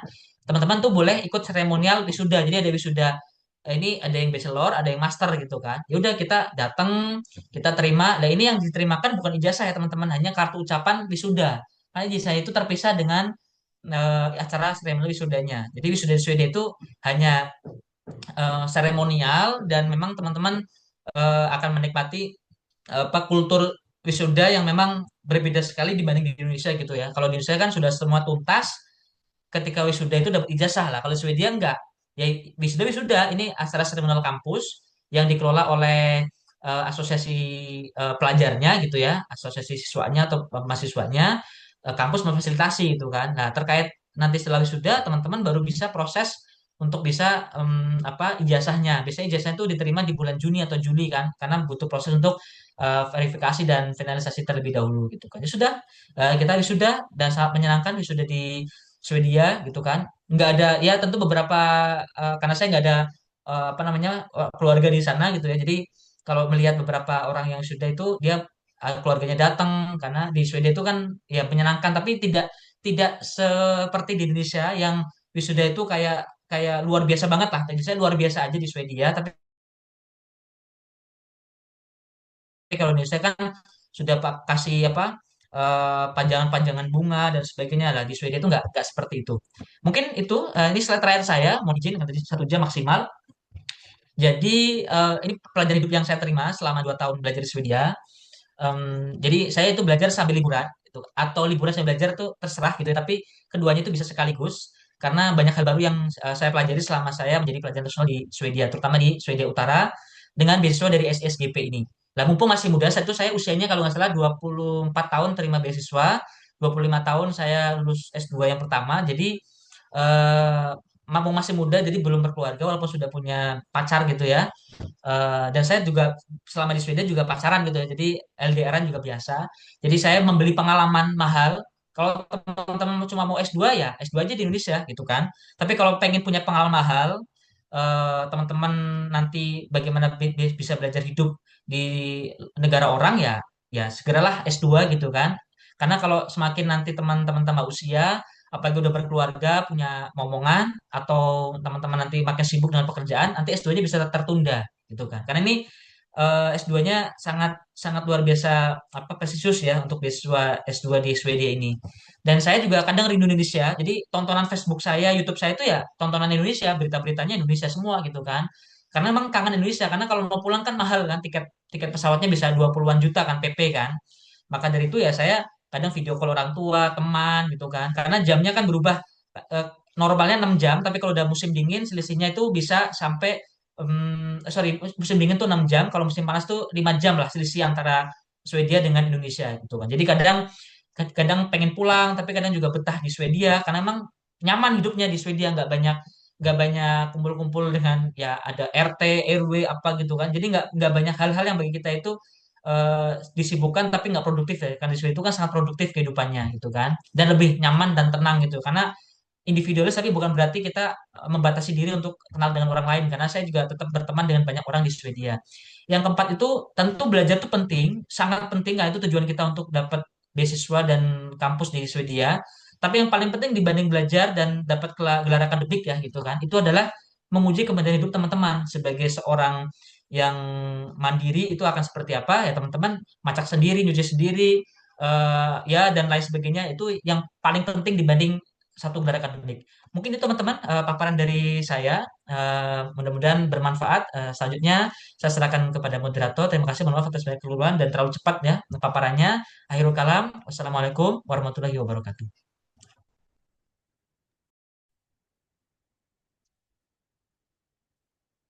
Oke, thank you dari Kak Agung ya untuk pemaparannya. Mungkin ini udah ada beberapa pertanyaan ya dari teman-teman gitu kan. Ada dari Kak Nurul, kemudian juga ada dari Kak Ayib ya kan. Oke, oke, oke. Sabar ya teman-teman. Mungkin kita ada, aku mau kasih tahu informasi sebentar nih, baru nanti kita akan lanjut ke Q&A ya. Oke, ini sebentar ada titipan informasi dari Nolexa. Aku izin share screen ya teman-teman. Sebentar.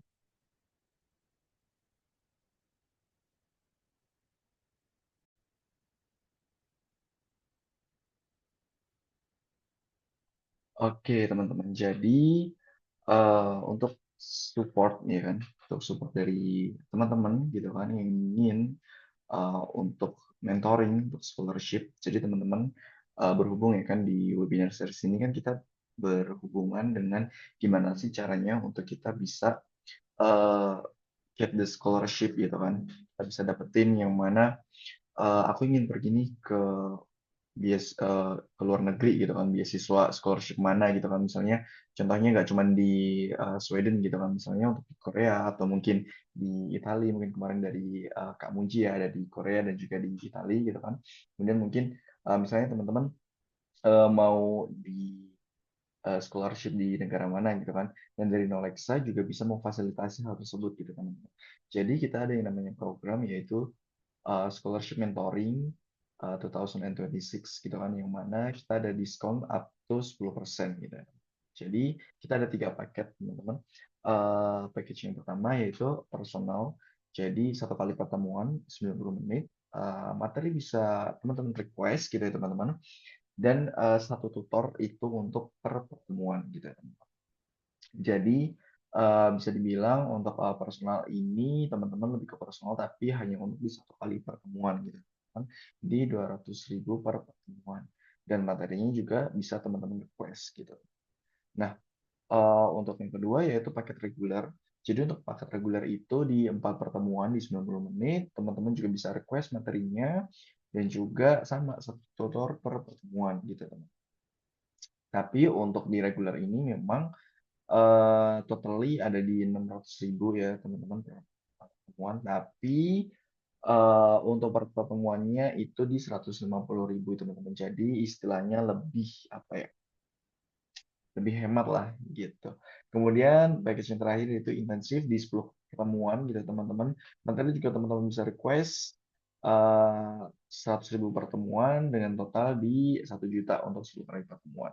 Nah untuk pilihan materinya teman-teman sendiri, teman-teman bisa milih gitu kan. Kita ada sediakan untuk beberapa materi consultingnya, itu ada untuk sesi konsultasi, ada di university, kemudian untuk di jurusannya sendiri ataupun di negara yang dituju, kemudian ada juga yang terkait penyusunan esai atau materi, kemudian juga ada untuk dokumen, kemudian untuk pendampingan proposal penelitian, misalnya teman-teman ada yang mau S3 gitu teman-teman, atau mungkin teman-teman ada yang mau S2 juga, itu juga bisa. Dan juga ada juga terkait simulasi interview jika teman-teman membutuhkan juga, dan juga ada yang terkait pendaftaran kampus dan beasiswa. Jadi memang teman-teman di sini di mentoring ya teman-teman, dari mulai teman-teman daftar gitu kan, daftar di awal gitu kan sampai dengan teman-teman akan dibimbing sampai di mana teman-teman bisa untuk berhasil gitu ya teman. Tapi menurut aku eh, paket yang memang bisa teman-teman ambil itu memang di intensif gitu ya teman-teman. Tapi kalau memang teman-teman mau coba nih untuk yang di reguler juga boleh teman-teman. Jadi dua paket ini yang cukup aku rekomendasiin teman-teman, karena memang untuk perjalanan dari scholarship sendiri itu kan cukup panjang ya teman-teman. Jadi dari kita mulai pendaftaran, kita berkasnya apa aja, kemudian juga nanti masuk ke step selanjutnya apa aja gitu teman-teman. Jadi teman-teman bisa request nih, oh aku di pertemuan ini aku mau bahas ini dulu lah karena mungkin step pertamanya ini nih pemberkasan dan lain sebagainya gitu. Kemudian setelah teman-teman next step selanjutnya, teman-teman ternyata lolos nih. Aku mau untuk apa ya, pemilihan untuk university-nya atau teman-teman aku ingin untuk penyusunan esainya gitu teman-teman. Nah, teman-teman bisa ambil untuk sisa pertemuannya gitu, teman-teman. Nah, apakah bisa upgrade package misalnya dari regular, aku mau up to intensif gitu, karena memang ternyata 4 kali pertemuan nih, oh udah nih cocok nih gitu kan. Ternyata aku masih mau upgrade lagi gitu kan, karena memang aku lanjut di next step-nya gitu kan. Bisa banget teman-teman. Jadi teman-teman bisa kontak langsung ke adminnya Nolexa Indonesia yang ada di grup ya teman-teman. Jadi teman-teman bisa untuk kontak-kontak adminnya Nolexa. Jadi admin Alexa yang akan membantu teman-teman gitu ya teman-teman untuk jadwal tutorialnya seperti apa, kemudian teman-teman bisa request materinya ke admin kakak Alexanya gitu teman-teman. Jadi dan nanti untuk istilahnya teman-teman mau nanti dibimbing dengan beberapa mentor yang memang mentornya berkualitas juga gitu ya. Oke, kemudian aku juga mau share juga teman-teman sebentar.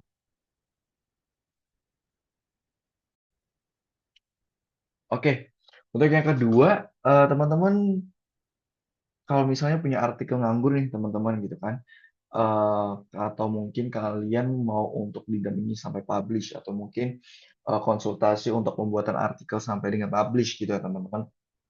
Teman-teman, Knowledge juga punya untuk pendampingan dari publikasi artikel ini ya.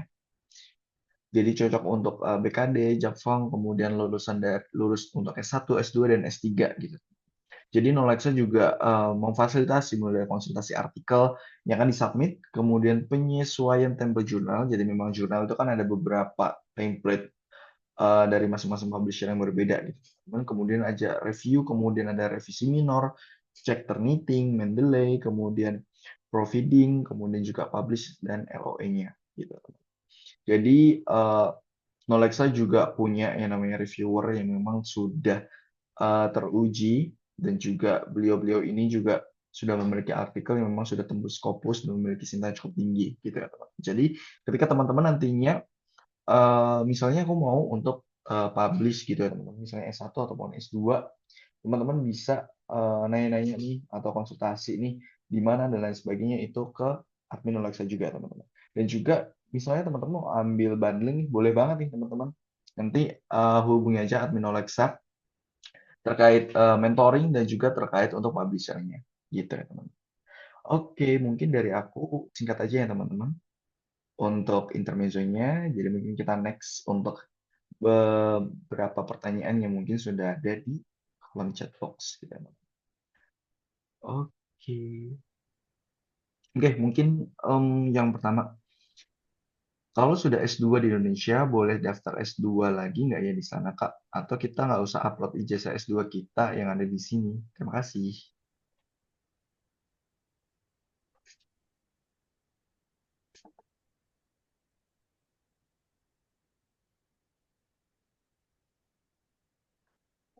Oke, bagaimana dari Kak Agung?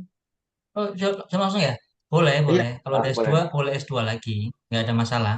Nggak ada larangan. Kalau di LPDP kan, kalau di S2 nggak boleh S2 lagi. Kalau di S3 nggak S3 Ya, lagi. Kalau di Swedia, kamu mau S2 berapa kali, mau S2 lagi di Swedia selama belum pernah terima beasiswa SISGP, untuk S2 ya boleh daftar S2.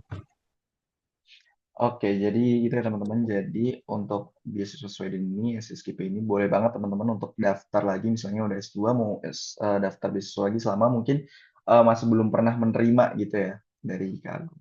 Oke. Lalu pertanyaan kedua untuk jurusan sosum, eh, apakah nggak disupport Kak? Seperti education, linguistik, dan literaturnya. Di support banyak kok.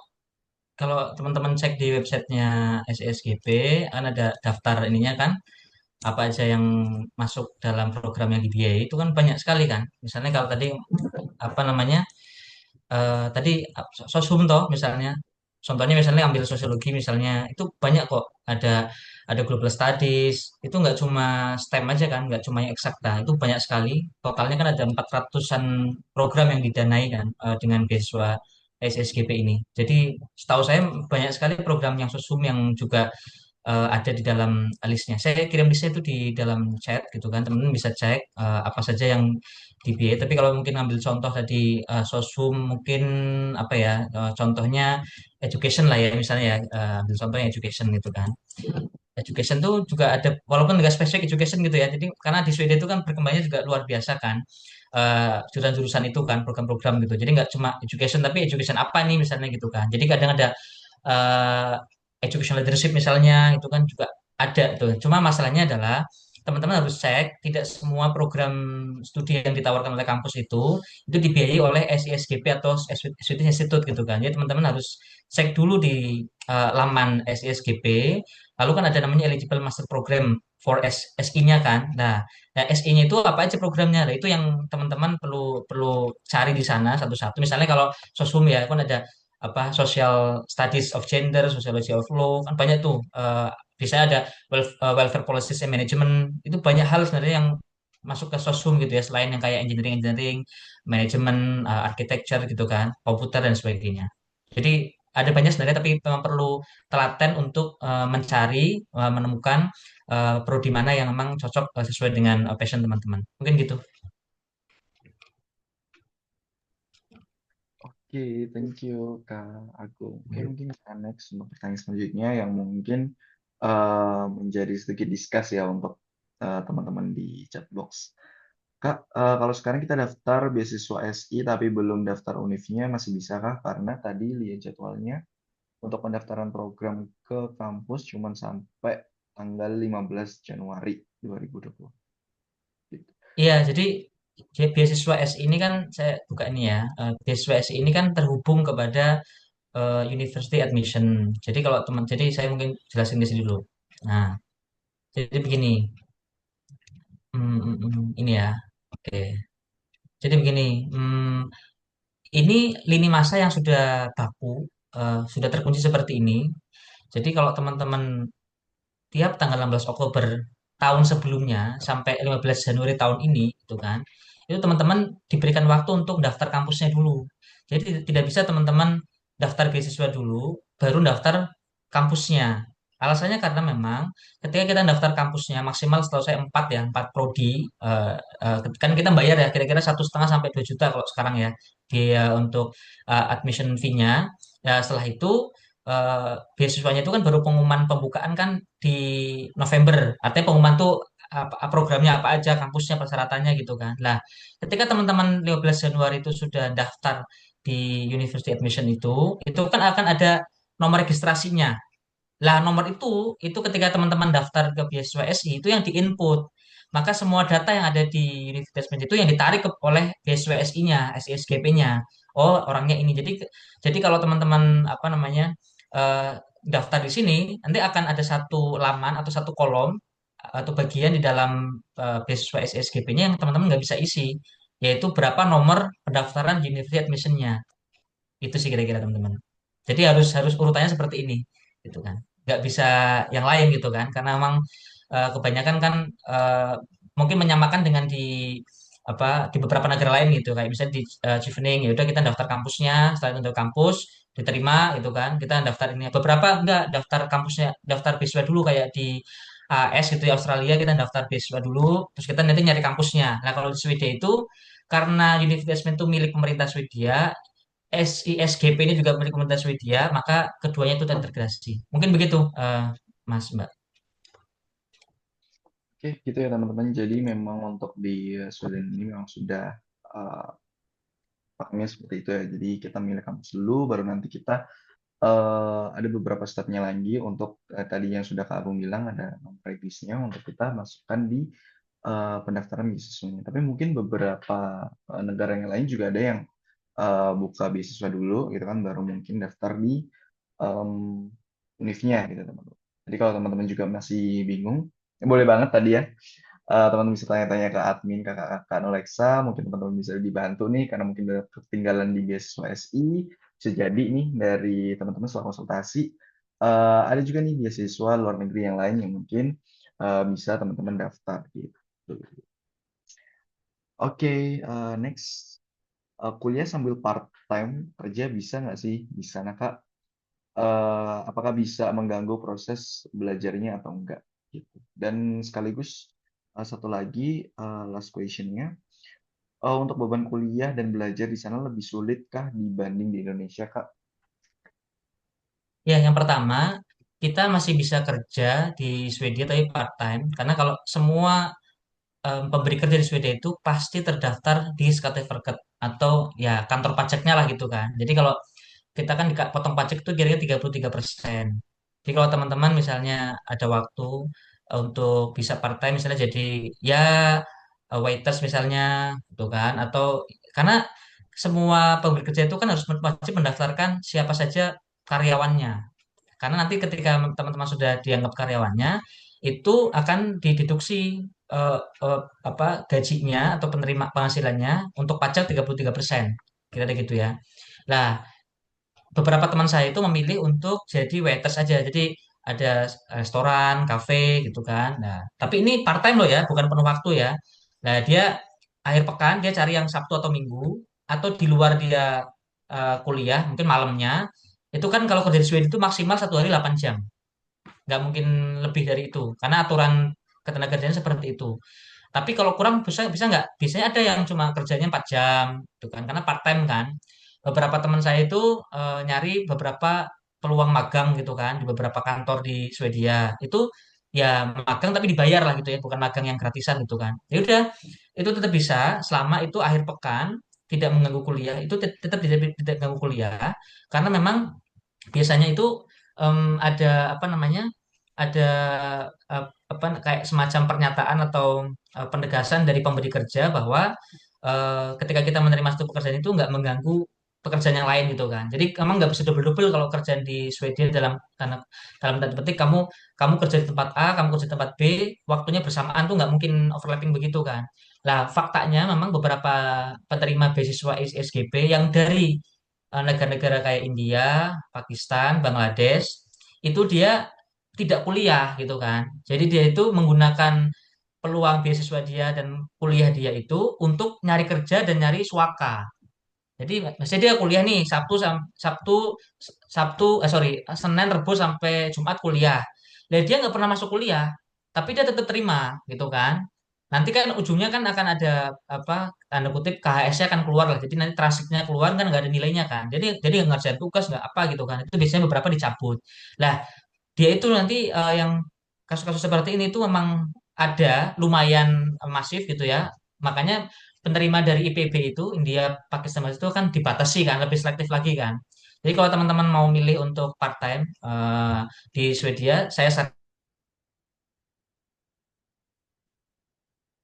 sarankan itu pekerjaan yang di akhir pekan, kemudian di tempat gitu kan, kayak menjaga toko atau apa gitu kan. Kedua adalah cari yang kayak daring gitu, misalnya kayak kalau teman-teman bisa bikin sistem atau aplikasi atau program atau teman-teman seorang programmer atau ya kayak gitu ya, teman-teman bisa ngambil pekerjaan sambilan itu. Jadi ngerjainnya dari Indonesia, dari Swedia, mungkin pekerjaannya mungkin tuh dari mana luar negeri gitu kan karena beberapa tempat di Swedia itu juga membuka lowongan gitulah gitu kayak di LinkedIn dan sebagainya gitu kan dia yang nyari lah cuma memang eh, kita perlu secara sadar itu melaporkan kalau pemberi kerja ngelaporin kita melaporkan bahwa kita kerja di mana karena semua yang memang tidak membayar pajak di Swedia itu akan ada sanksinya gitu kan beberapa diam-diam mungkin bisa nggak kita diam-diam jadi petugas toko penjaga toko terus kita nggak bayar pajak gitu kan ya nanti yang akan kena sanksinya sih pemberi kerjanya tokonya. Pertanyaan kedua terkait beban kuliah, selama saya kuliah di UGM dibanding kuliah di Swedia itu lebih apa namanya? Ini ngomong beban ya. Saya nggak ngomong ringan dalam konteks meremehkan ya. Itu lebih nyaman, ringan di Swedia. Karena kalau di Indonesia itu, ya nggak cuma di UGM ya, di kampus-kampus di Indonesia umumnya itu, mau S1, S2 itu, kuliahnya itu satu minggu tuh banyak banget gitu kan. Dan nggak fokus, ambil ini, ambil ini, ambil ini, ambil ini, ambil ini. Lalu di Swedia itu, kita itu satu semester, itu kan ambil 30 kredit gitu kan. Jadi maksimal tuh 4 kuliah aja. Umumnya 4 kuliah umumnya. Minimal 2 kuliah, 2 mata kuliah gitu kan. Jadi ya udah kita cuma fokus ke kuliahnya cuma paling ya tadi saya terangkan 2 sampai 4 kali satu minggu. Dan kita fokus ke independent study gitu ya. Kita di laboratorium atau di perpustakaan, ya udah kita hanya belajar itu aja gitu kan. Jadi lebih ringan, cuma teman-teman diuji kemandirian kalau di Indonesia umumnya itu ya pengalaman saya ini ya kita disuapin ini ada materi kuliah ini kamu harus bikin review ini kamu tugas kelompok ini nah itu panjang lah. Tapi kalau di Swedia itu kita kayak bikin satu produk, mungkin bikin lead log, literatur log, kita bikin satu makalah, satu bikin presentasi, tapi itu individual gitu kan. Beberapa kelompok iya. Lah karena cuma 2 mata kuliah sampai mungkin 4 mata kuliah, saya merasa itu lebih fokus, tidak membebani, dan dosennya itu selama satu semester ya orang itu aja. Kalau Indonesia itu kan satu mata kuliah mungkin ada 2 pengampu, 3 pengampu gitu kan. Jadi ini stylenya beda. Kadang 2 pengampu, dosen pengampu, yang satu ngomong A, satu ngomong B, beda gitu kan. Nah di Swedia itu yang ngampu kalau ini S2 itu hampir semuanya yang ngampu pasti doktor gitu kan. Ya kalau saya selama kuliah itu yang ngampu semua profesor sih gitu kan. Nah kalau di Indonesia itu masih ada S2 ngajar S2 gitu kan. Nah kalau di Indonesia di Swedia hampir hampir nggak ada dan semua tugas yang kita terima dari dosen untuk beban kuliah tadi itu nggak ada yang di luar kesepakatan awal. Jadi semua disepakati dari awal silabinya kayak apa, mulai dari pertemuannya apa, yang dinilai apa dan sebagainya. Termasuk kita selama di Swedia itu kita karena kuliahnya kira-kira gini ya, anggapnya 2 jam. Jam 8 sampai jam 9. Lalu rehat dulu seperempat jam. Seperempat jam rehat, kita masuk lagi itu nanti jam 9 seperempat sampai nanti jam berapa itu? 10 seperempat. Jadi kita ada jeda seperempat jam tidak ada sanksi untuk yang terlambat, tidak ada tanda tangan presensi gitu kan. Kita mau nyatet, mau apa, mau leha-leha, mau apa itu terserah gitu. Karena memang sudah levelnya master dan orang di Swedia itu dia tahu bahwa yang butuh belajar kan kita kan, bukan si dosennya kan. Nah, karena tidak ada satu apa ikatan yang terlalu ketat antara dosen sama mahasiswanya terkait kamu harus pakai pakaian ini, kamu harus pakai apa, bawa apa, itu kita nggak terlalu terbebani di Swedia. Maka dari itu selama saya kuliah, saya tanya apapun dijawab gitu kan. Bahkan kalau nggak tanya itu akan ada rasa kecewa dari dosennya kan, karena kita boleh tanya, boleh apapun gitu kan. Dan memang sangat mudah didekati dosennya di email langsung balas dari itu. Kalau di Indonesia mungkin kita panjang responnya, umumnya gitu ya. Tentu ada yang nggak seperti itu gitu kan. Nah itu yang membuat saya merasa kuliah benar-benar kuliah itu bukan di UGM tapi di Swedia gitu kan. Makanya makanya kalau teman-teman membedakan ini dengan kuliah di Belanda dan Inggris, saya nggak pernah kuliah di sana, tapi pernah ke sana dan tahu beberapa teman yang kuliah di sana itu lebih, apalagi di Amerika ya, itu lebih banyak tekanannya, artinya tugasnya makin banyak lah. Tapi kalau di Swedia itu mereka punya budaya lagom, lagom itu sedang-sedang aja, pas-pas aja, nggak terlalu berlebihan, nggak terlalu kurang. Maka nggak ada kuliah itu lebih dari 2 jam, nggak ada dalam satu waktu itu nggak ada kuliah tuh panjang banget 8 sampai jam 4 tuh nggak ada kuliah malam gitu kan. Jadi mereka tuh kalau udah Senin sampai Jumat masa kuliah gitu ya, anggaplah di hari-hari itu kuliah, satu minggu nggak mungkin ada tugas tambahan, nggak ada PR, nggak ada ini gitu kan. Dan saya tuh juga saksikan langsung di SD-nya, di SMP-nya, di SMA-nya juga seperti itu. Tapi mereka punya peluang kebebasan itu untuk membuat kreativitasnya makin tinggi. Mungkin itu sih kalau terkait perubahan.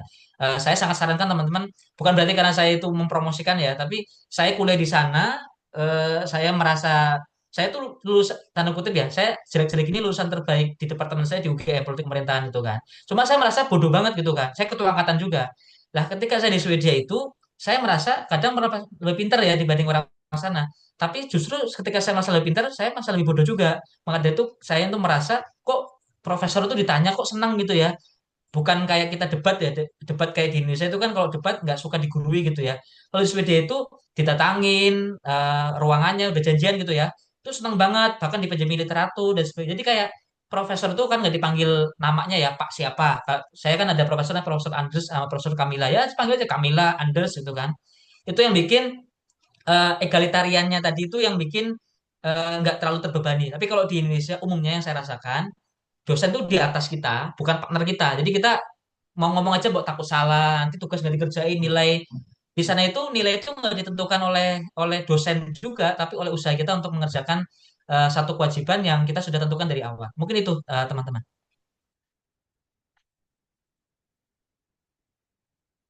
Oke, thank you Kak Agung untuk menjawabnya dari beberapa pertanyaan yang sudah teman-teman sampaikan di kolom chat. Nah, mungkin itu akan menjadi last question untuk hari ini gitu ya, teman-teman.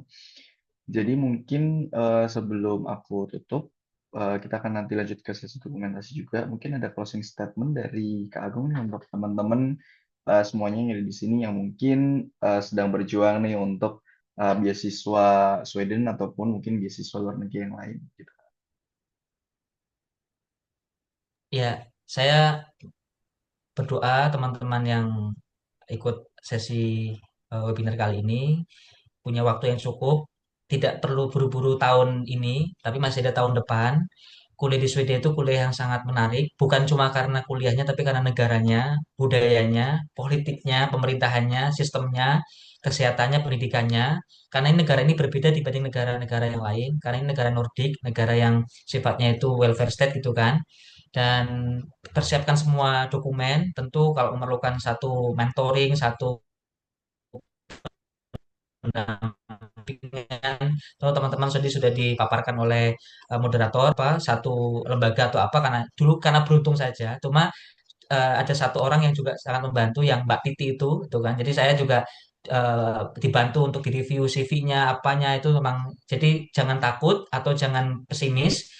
Jadi kuliah itu bisa dimanapun mau S2 S3 dimanapun bisa tapi carilah pengalaman hidup untuk memandirikan diri dengan kuliah di luar negeri entah di Swedia entah di negara manapun tapi yang paling penting semua itu dimulai dari kelengkapan berkas ketekunan keyakinan dan juga doa dari orang tua dan juga teman-teman sendiri. Jadi selamat dan sukses buat teman-teman untuk kuliahnya di luar negeri ke depan. Oke, thank you Kak Agung. Jadi mungkin aku akan kasih sedikit closing statement juga sebagai penutup ya. Sebelum kita dokumentasi bersama. Jadi memang benar, jadi kita sudah kemarin sudah sempat ini adalah webinar series yang terakhir gitu ya. Jadi kita ada 3 webinar series juga untuk pengenalan gitu kan, dari mulai bagaimana sih kalau di Sweden seperti apa, kemudian juga gimana sih proses untuk pendaftaran beasiswanya seperti apa gitu kan, dan mungkin apa sih yang menarik di Swedia ini gitu kan, dan juga tadi sempat disinggung juga dari Kak Agung juga bahwasannya memang di Swedia ini kenapa dia menarik bukan cuman dari perkuliahannya, tapi dari sistemnya, negaranya, culture-nya, environment-nya gitu kan. Itu juga cukup, bukan cukup lagi sih, sangat-sangat menarik gitu ya kalau aku melihat gitu kan dari berbagai sisi gitu. Jadi mungkin teman-teman juga kemarin sudah dapat banyak sekali closing statement dan juga pesan-pesan dari kakak-kakak sebelumnya yang sudah mengisi materi di webinar juga, bahwasanya jangan terburu-buru juga, semuanya hampir sama, ya kan? Jangan terburu-buru untuk mendaftar gitu kan untuk beasiswa ini karena memang kita harus mempersiapkan mulai dari apa ya, pemberkasannya, kesiapannya, kemudian bila teman-teman butuh mentoring juga itu juga bisa teman-teman provide gitu ya teman-teman karena memang nggak semua orang gitu kan bisa untuk one shot gitu teman-teman untuk langsung masuk kemudian keterima gitu. Jadi memang ada eh, orang-orang yang memang dia one shot, ada orang-orang yang dia perlu untuk satu persatu step by step-nya gitu kan ya teman-teman untuk gimana sih perjuangannya seperti apa gitu kan. Apa yang harus mereka lakukan sebelumnya, persiapannya lebih matang dan lain sebagainya gitu. Oke, mungkin kita akan langsung ke sesi dokumentasi ya teman-teman. Aku tunggu 1 menit. Jika teman-teman ada yang mau on cam, dipersilakan untuk on cam ya teman. Oke,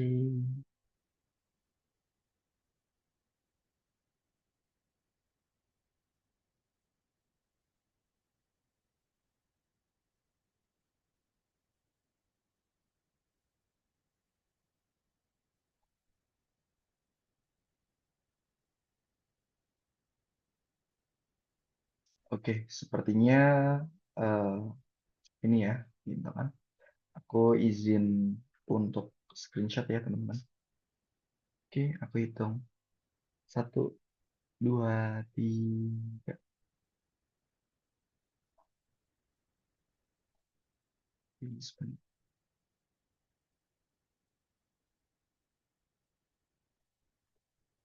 Lagi 1, 2, 3.